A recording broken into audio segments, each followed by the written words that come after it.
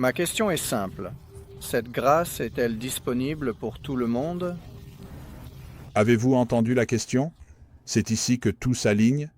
C'est la question sociologique de la décennie, du siècle, du millénaire, de l'histoire de l'Église. Voici la question sociologique. La grâce de Dieu est-elle disponible pour tous? La grâce de Dieu est-elle disponible pour tous? Maintenant, avant que vous n'entendiez leur réponse? Je veux que vous entendiez la réponse de la Bible. J'ai sorti 4 ou 5 versets. Je vais en sortir des dizaines d'autres pour vous donner un aperçu. Psaume 145, 9. Le Seigneur est bon envers tous. Tous signifie toutes les personnes. Sa miséricorde est sur tout ce qu'il a créé. Cela clarifie à peu près les choses, n'est-ce pas? Tout ce qu'il a fait, sa miséricorde est sur tout ce qu'il a créé. Il est bon envers tous. C'est la réponse à la question. Ce serait une excellente réponse. Madame, je voudrais vous dire, vous venez de demander la grâce de Dieu. Sa miséricorde est-elle disponible pour tous? Lire le psaume, le Seigneur est bon envers tous. Sa miséricorde est sur tout ce qu'il a créé. Ce n'est pas la réponse qu'il donne, mais une excellente réponse. Et que dire de Tite 2.11, la réponse de Saul? Car la grâce de Dieu est apparue, apportant le salut à tous les hommes. Pas tous les élus, pas tous les types de personnes, pas des gens de toutes les tribus, toutes les personnes. Quelle excellente réponse cela aurait été. La grâce de Dieu est-elle disponible pour tous? Sœurs, laissez-moi vous dire ceci, car la grâce de Dieu est apparue, apportant le salut à tous les hommes. Vous pouvez vous y fier, ce serait une excellente réponse pour cette dame en ce moment, n'est-ce pas? Que diriez-vous de Romains 11, 32? Saul répond encore à cette question. Vous savez, sœurs, j'apprécie votre question. Et j'entends ce que vous demandez. Vous demandez, la grâce de Dieu est-elle disponible pour tous? Vous savez quoi? Il semble que Dieu ait livré tous à la désobéissance. Et il l'a fait. Par la chute, il a donné aux hommes la direction. Allez, prendre votre richesse et la gaspiller, comme le Père l'a dit au Fils prodigue. Et il semble que Dieu ait livré tous à la désobéissance. Allez, suivez votre propre chemin. Suivez le chemin d'Adam. Suivez le chemin d'Ève.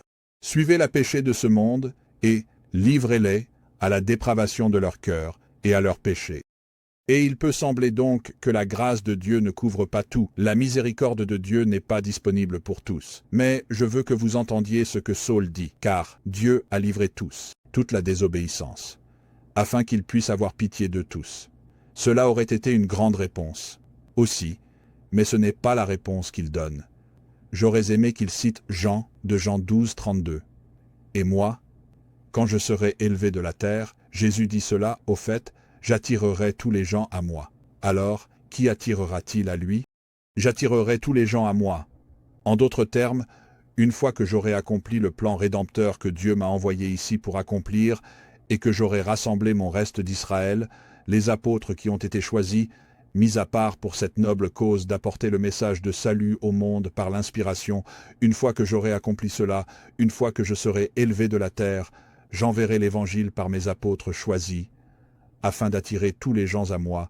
Cela aurait tous été de grandes réponses à cette question. Mais malheureusement, c'est ce que vous avez obtenu à la place. Espérer, être sauvé, vous voulez dire la grâce régénératrice? Non, d'accord. Vous savez, c'est tout le but. C'est que Dieu n'est pas obligé de donner la grâce salvatrice à qui que ce soit. Et il détermine, souverainement, d'être. Au fait, il n'y a pas de mot tel que grâce régénératrice jamais mentionné dans la Bible. D'accord? Ce n'est tout simplement pas le cas. Il doit juste ajouter ces mots supplémentaires pour que sa théologie corresponde. Et ça me frustre tout simplement. Et j'aime RC. J'aime vraiment les 3 hommes qui sont sur cette scène. J'ai beaucoup de respect pour eux. Mais c'est juste un angle mort pour eux. Et je pense qu'ils font de grosses erreurs et qu'ils égarent beaucoup de gens au sein du corps sur cette question. Avec une question simple comme « La grâce de Dieu est-elle disponible pour tous ?» Et vous ne pouvez pas répondre comme la Bible a répondu dans ces quelques passages que j'ai choisis. J'aurais pu en choisir tant d'autres. C'est le problème de votre système théologique, quand vous ne pouvez pas mettre en avant l'amour et la provision de Dieu pour chaque personne, que oui. Chaque personne peut et doit être sauvée. Et certaines personnes disent « Eh bien d'accord, cela n'a pas de sens. Qu'en est-il de Pharaon ? Pharaon, Il n'a évidemment pas eu la grâce de Dieu pour lui, ou ils peuvent nommer certains prêtres de Baal de l'Ancien Testament, ou toutes ces autres personnes que j'ai entendu mentionner. Qu'en est-il de cette personne? Qu'en est-il de Judas? Et qu'en est-il de cette personne ou de cette autre personne? Dites-vous que la grâce était disponible pour eux? Dites-vous qu'ils auraient pu être sauvés? Oui, oui. Eh bien non, sûrement pas, car Dieu aurait su. Et Dieu savait qu'ils le rejetteraient. Et donc, par conséquent, cela touche à tous les aspects philosophiques de ce que Dieu savait à l'avance et ce que Dieu a fait, blablabla. Bla bla bla bla. Je dis juste, pause, écoutez, je sais qu'il y a des questions philosophiques, je sais qu'il y a des mystères profonds ici, mais je me rappelle encore de 1 Samuel chapitre 23, quand David est piégé à Kala. Et il prie Dieu et dit, Dieu, Saül est après moi. Il va me tuer. Viendra-t-il à Kala et la ville me livrera-t-elle pour être détruite? Et Dieu dit, oui. Sans équivoque, il dit, oui, Saül vient. Et oui, quand il viendra, Kala, la ville te livrera, et tu seras tué. Est-ce quelque chose que Dieu savait d'avance qu'il arriverait? Oui. Est-ce que cela s'est finalement produit? Non. Une fois que David a prié et posé cette question, il a découvert qu'il devait s'en aller. Eh bien, il est sorti de Kéla. Je devrais dire, il est parti. Et ensuite, que s'est-il passé? Une fois que Saül a entendu que David était parti, il a décidé de ne pas aller à Kéla. Que signifie cela? Eh bien, mystérieusement, dans la prescience de Dieu et la compréhension de la prescience, je veux dire, nous sommes déconcertés par ces choses parce que nous sommes dans le temps, nous sommes des créatures finies. Je veux dire, prenez une seconde, nous sommes déconcertés quand nous regardons différents épisodes de ce que ça s'appelle « Retour vers le futur ». Les émissions Retour vers le futur, les anciennes émissions. Nos cerveaux ne fonctionnent pas sur la ligne du temps. Nous sautons un peu en avant et en arrière dans le temps et essayons de comprendre comment cela fonctionne. Et nous sommes confus par le fait que, d'accord, ce doc parle à cet autre doc. À travers une lettre, dans le futur. Et comment tout cela fonctionne-t-il? Et nos cerveaux explosent quand nous essayons de penser à différentes lignes du temps. Vous savez, différentes façons de penser, linéaires. Nos cerveaux ne fonctionnent pas de cette façon, mais nous devons sortir simplement du philosophique et revenir au théologique et simplement dire « Que dit la Bible ?» sur ce que Dieu a fourni. Que dit la Bible sur son amour et sa provision et sa grâce fournie pour tous les gens et comment tout cela fonctionne ensemble? Il y a un certain mystère impliqué. C'est l'une des raisons pour lesquelles j'accorde de la grâce à mes frères calvinistes et à mes frères théistes ouverts et à tous ceux qui se situent entre les deux sur le spectre de la façon dont nous traitons le mystère de la connaissance de Dieu et comment tout cela fonctionne ensemble.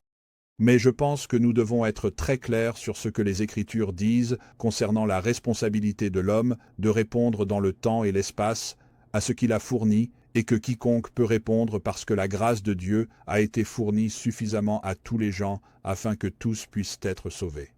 Pour Pharaon, oui. Pour Judas, oui. Maintenant, si Judas n'avait pas à devenir un individu avide d'argent et endurci. Il l'a fait, et Dieu l'a donc utilisé dans son état endurci et rebelle pour réaliser un bon but à travers sa rébellion. Cela ne signifiait pas qu'il était destiné à devenir cette personne. Et cela peut être mystérieux et difficile à comprendre pour vous, mais je pense que c'est une manière biblique, très solide bibliquement. C'est la même chose avec Pharaon.